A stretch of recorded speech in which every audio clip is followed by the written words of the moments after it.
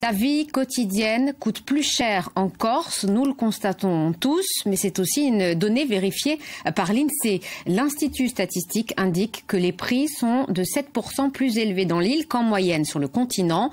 Un phénomène encore plus marqué pour le secteur de l'alimentaire et qui complique notre quotidien. On voit cela avec Kaël Serrer, Thomas Humbert et Caroline Davy.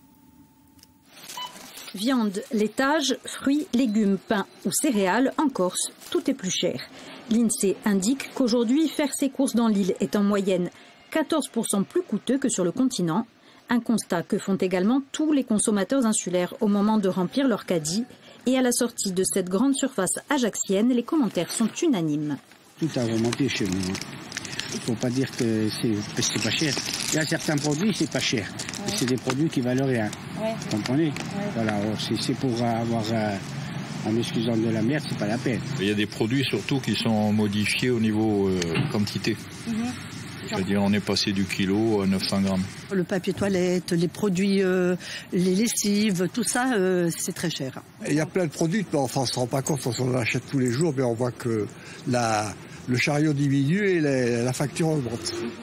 L'inflation n'est pas en cause dans ce mécanisme car elle n'est pas plus marquée en Corse qu'ailleurs. Mais elle reste importante surtout pour les denrées alimentaires qui ont subi une hausse de 31% dans l'île en 10 ans. Et cela pèse dans la balance des ménages dans un territoire où le taux de pauvreté est le plus important de France. L'alimentaire a un poids beaucoup plus élevé parce que les ménages les plus pauvres, eux, n'ont pas de loisirs ou peu de loisirs. Ils ne partent pas en voyage, ils vont relativement peu au cinéma ou au restaurant. Donc l'argent qu'ils ont, ils le consacrent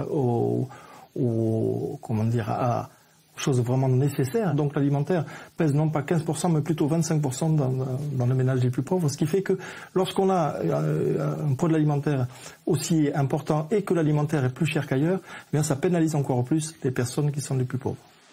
Territoire insulaire, à la fois très pauvre et très cher, la Corse subit donc une triple peine. En cause plusieurs facteurs, coût important des transports, absence d'enseignes low cost, mais aussi des grandes surfaces surdimensionnées par rapport à la population et qui doivent équilibrer leurs coûts sur l'année.